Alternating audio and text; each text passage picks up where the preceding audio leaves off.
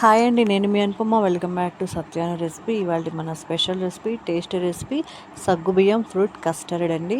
సూపర్గా ఉంటుంది, కడుపులో చల్లగా ఉంటుంది. సగ్గు బియ్యంలో చాలా ఔషధ గుణాలు ఉన్నాయి, హెల్త్కి చాలా మంచిది.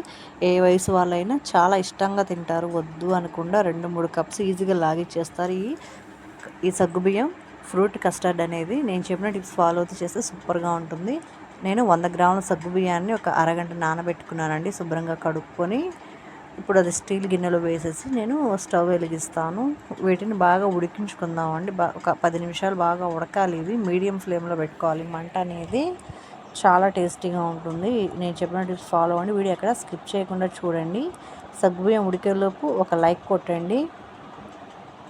చక్కగా ఉడుకుతున్నాయి. ఒక 2 టీ స్పూన్స్ కస్టర్డ్ పౌడర్ని చల్లటి పాలల్లో కాచి చల్లార్చిన పాలల్లో కరగబెట్టుకుందామండి. కలుపుకుందాం చక్కగా గడ్డలు లేకుండా. ఒక 2 టీ స్పూన్స్ కస్టర్డ్ పౌడర్ని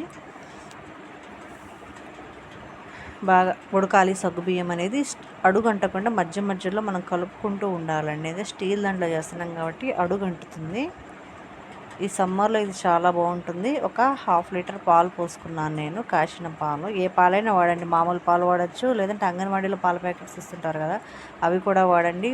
ఏ ప్యాకెట్ లూజ్ పాలు కావచ్చు, ప్యాకెట్ పాలు కావచ్చు, ఏ పాలైనా వాడుకోవచ్చు. ఒక 1/2 లీటర్ పోసాను నేను. అది కూడా ఒక 10 నిమిషాలు ఉడికిన తర్వాత మనం కస్టర్డ్ని కలుపుకున్నాం కదా పాలలో, అది కూడా ఇందులోనే పోసేస్తున్నాను చక్కగా. ఇది కూడా చక్కగా కలిపేసుకుందాము. దీన్ని కూడా ఒక 10 నిమిషాలు ఉడికించుకుందాం, అంతా దగ్గర పడాలి కాబట్టి.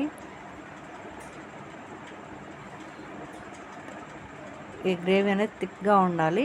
2 కప్స్ ఆఫ్ షుగర్ వేస్తున్నాను నేను దీనికి. మీకు స్వీట్ ఇంకా ఎక్కువ కావాలంటే కొంచెం ఎక్కువ వేసుకోండి, తక్కువ తినేవాళ్ళు కొంచెం తక్కువ వేసుకోండి. నేను తీసుకున్న దానికి ఈ కన్సిస్టెన్సీలో వేస్తున్నాను.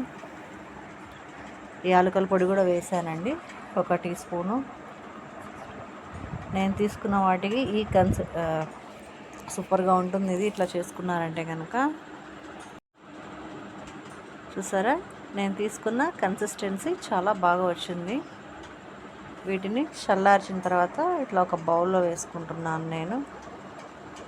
ఈ సగ్గుబియ్యం కస్టర్డ్ని చిక్కగా బాగుంది చూసారా.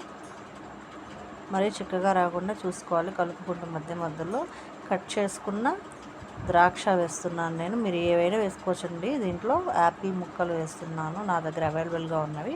దానిమ్మ గింజలు వేస్తున్నాను. మీరు డ్రై ఫ్రూట్స్ ఏమైనా వేసుకోవచ్చు, బొప్పాయి వేసుకోవచ్చు, మీ ఇష్టం. మీకు నచ్చిన ఫ్రూట్స్ ఏవైనా వేసుకోవచ్చు, అరటిపండు కూడా వేసుకోవచ్చు. దీన్ని నేను ఇలా చేసుకుంటున్నాను, చాలా బాగుంటుంది. ఇది చల్లారిన తర్వాత ఒక 2 అవర్స్ ఫ్రిడ్జ్లో కనుక పెట్టుకొని తీసుకున్నారంటే చల్లగా సూపర్గా ఉంటుందండి దీని టేస్ట్ అనేది.